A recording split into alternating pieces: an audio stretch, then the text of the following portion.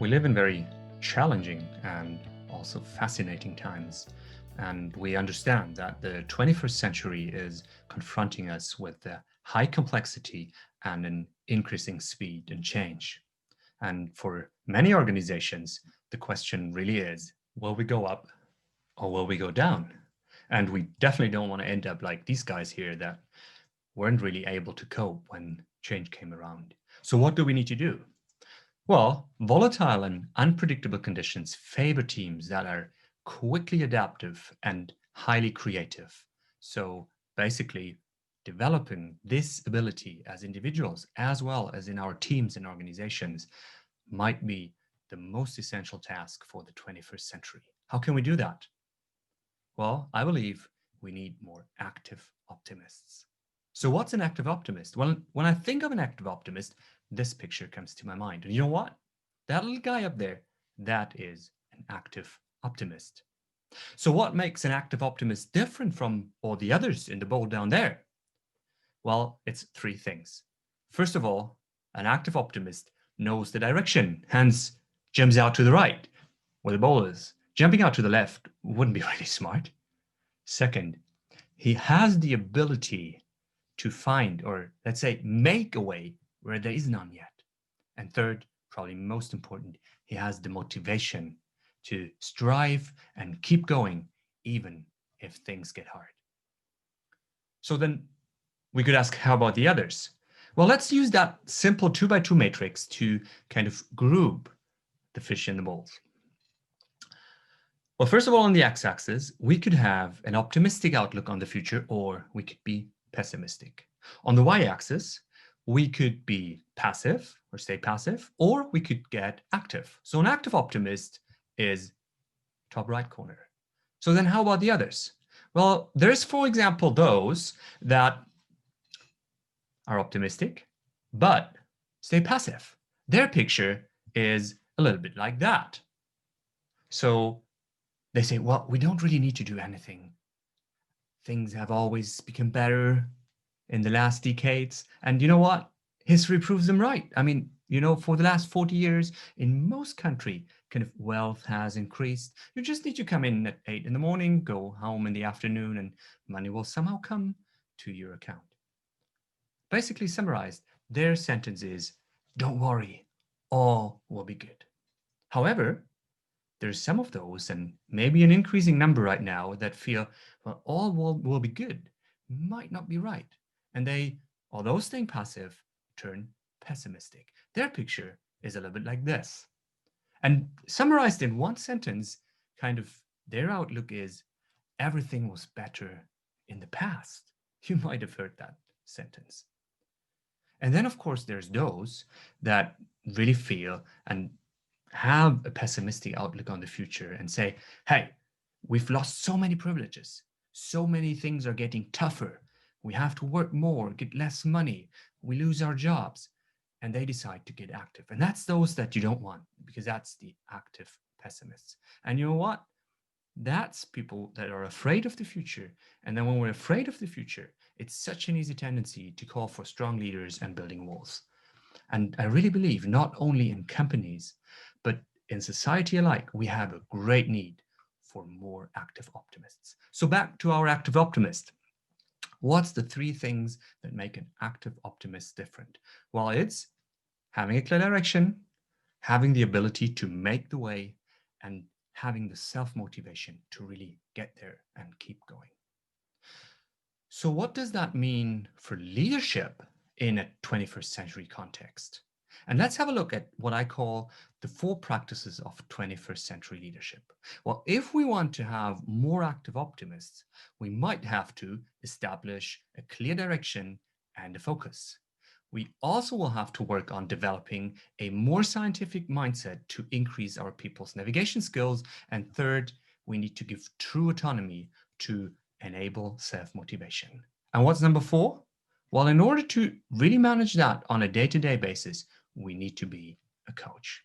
And in today's presentation, I would like to share with you how Toyota Kata can help us to establish and really practice a couple of these things. Let's start with the first, establish direction and focus. Sounds easy, doesn't it? So what's the problem here? Well, that has to do with the way we define goals, or actually with the type of goals we define in many organizations. To use the words of Scott Adams, goals, the way we define them, are for losers. What does he mean? Well, he goes on to say goals are for losers, but systems are for winners. Let me give you an example we're probably all familiar with, and that is trying to lose some weight. That's a typical target we set ourselves at the change of the year. However, it is a classic outcome target, and outcome targets have several disadvantages. First of all, they invite for quick workarounds. So that's the power diet the first 2 weeks of January. Unfortunately, not sustainable. Secondly, once we reach an outcome target, it gets obsolete. So after we reach our target weight, we throw away our diet. Third, outcome targets are often influenced by a lot of factors that are outside of our area of responsibility and even influence. And if that happens, it really demotivates people. And last but not least, outcome targets are an outcome. So they're lagging. So we can't actually influence them. And even, when we get the report at the end of the month or end of the quarter, we're kind of, surprised, but we can't do anything about it except praying and hoping for the next month that results will be better. So what can we do? Well, actually, we should define better targets. How can we do so? Well, let's take that example again of reducing weight. Instead of just focusing on the outcome, we could add and then start focusing on something we can influence. You could say something like a lever. And what would that be? Well, in matters of reducing weight, we can focus and influence two things: calorie intake and burn rate. So let's assume we focus on burn more calories, which means increase our activities. That is really something we can change. And if we do so and really focus on it, it will also change the outcome. Or to use another picture, it's like a lever that moves the stone, where the stone is the outcome we desire and the lever is the thing we focus on. So what we should do is define better targets. So to say, on the one hand, define the one thing we really want to achieve, describing the outcome. And secondly, have a clear focus for people so they know what to work on, a thing they can really influence. On a side note here, what are good levers? Well, the best levers you can get is what we call process levers. So that is not only focusing on a one-time thing, but something to change in your working process that will, in result, improve the outcome. Well, in the example of losing weight here, a process lever to increase our calories burned, our activity could be focusing on our morning process when getting up. So when alarm clock rings, existing process is we get up, go to shower. So what's kind of the desired pattern for the process we're striving for? Well, it could be alarm clock rings, get up, do one push-up, then go to the shower as a reward. And how do we get better? Well, increase the number of push-ups by one every week. And that format for target definition is what we call target condition. So target, defining the number one outcome we need to achieve, and then the condition we strive for to achieve that within our process. Summary. Establish a clear target condition for the process and one lever to focus on. Now let's move on. Develop a scientific mindset. What does that mean? And why do we need it? Well, Mike Rother puts it that way. When conditions are complex and dynamic, scientific thinking may be the best approach we currently have for navigating. When we talk about scientific thinking, a lot of people think of a lone scientist working away in the lab. That's not what we're thinking about. What we really need is practical scientific thinking for everybody. What does that mean? Well, it means, first of all, have a longer term direction and a clear focus for your efforts. Second, understand cause and effect before implementing our ideas. Test every idea by experiment, reflect on what happens and adapt accordingly. And fourth, do small, quick steps rather than doing one big leap at a time. Well, you might wonder now and say, hey, that's common sense. What's the problem? Well, the problem is our brain. Or in other words, and whenever we are confronted with something new, we are not as logical and rational as we think. And Nobel Prize winner Daniel Kahneman describes that nicely in his book, Thinking Fast and Slow. And what he comes up with there is, and what he's shown through his experiments, this research, is that simplified, our brain has kind of two systems, system one and system two. So system one is responsible for intuitive thinking, whereas system two is more conscious and rational reasoning and thinking, where we develop concepts. You could also think of these two systems as system one, the fast one, and system two, the rational, the slow one that needs a lot of energy. So because system one is so fast, whenever we're confronted with something new, with unknown territory, new information comes into our system, system one is the one that is receiving the information just because it's quicker. And maybe later the information is sent up to system two for kind of processing, although it will be summarized and probably heavily truncated. So system one is the system that deals with everything new coming in when the world and things around us are changing. So what does system one do? Well, here's a simplified script. Step one, if confronted with something new, make it look familiar. So actually, we're looking on things, we're looking on the world outside through our window of experience. And we try to find pattern where we can just tick the box and say, yeah, I know what that is. Second, don't think, don't waste energy. Just do what you did last time. So if it's familiar, we can apply the same solution. So we have a in-the-box thinking machine that kind of draws back on past experiences and then quickly comes to a conclusion and brings up a solution how to handle the current situation. Step 4 of the script is what we call the overconfidence bias. So not only do we come up with conclusions based on our experience, but we're super sure that we're right. And 4, that's probably my favorite bias. It's called the action bias. If something's dangerous, or in other words, if we're stressed and don't really know what to do, just do anything. Jump to action rather than analyzing and doing nothing. I mean, that's pretty clear why we have that tendency, because our ancestors, when they were hunting on the savannah, and imagine you would be one of the hunting team, and the 4 others in your team start running for the trees because you've heard a noise. You don't go for analysis, right? You run. So unfortunately, we're all kind of the predecessors of those that had a quick system one and ran. Those that did rational and conscious thinking are not here anymore. Summary. We have the natural tendency to jump to conclusions, react quickly based on our experience, and are overconfident that we get it right. Hence the saying, for a person with a hammer, everything looks like a nail. So what can we do? Well, let's go back to our system 1 and system 2 model. Rationally, in our conscious brain, we know that when things are changing, old experiences might not apply anymore, and that the solutions from the past will probably not be the solutions for the problems we face today and tomorrow. But that's rational thinking.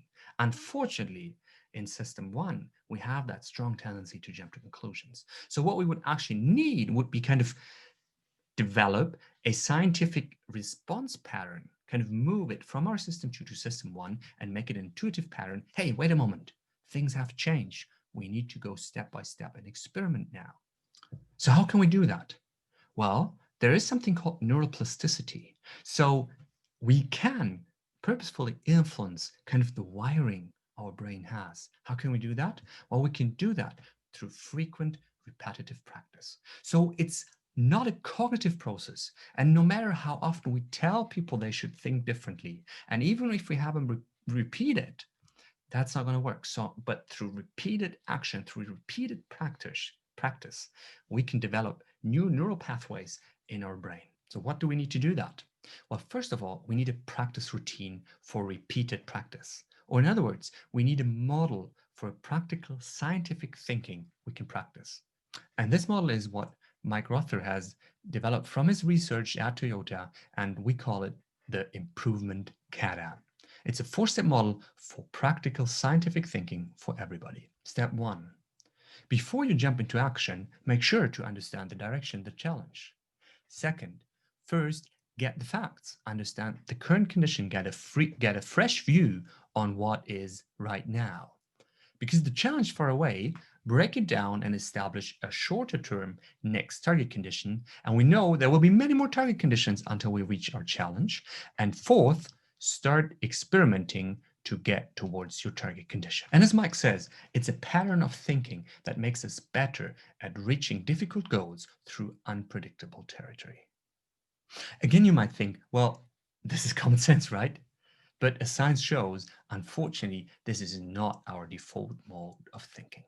And because it's not our default mode of thinking, we probably need a structured routine practiced at high frequency to develop a new way of thinking. And that is exactly what the improvement kata pattern and its starter recipes called starter kata are for. And because frequency matters, the best way to practice it is probably every day as part of your job. The second thing we need to kind of rewire our brain and develop new neural pathways is a coach. Why is that?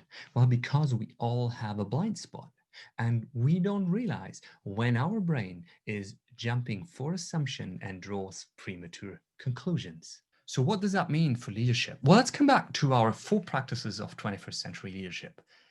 Be a coach. Well, you should be coaching, they say, right? But it's not about just any type of coaching. Well, what we need, what's 3 things? First of all, we need to coach daily. Second, we need to focus on the method when we coach, and our coaching should be solution free.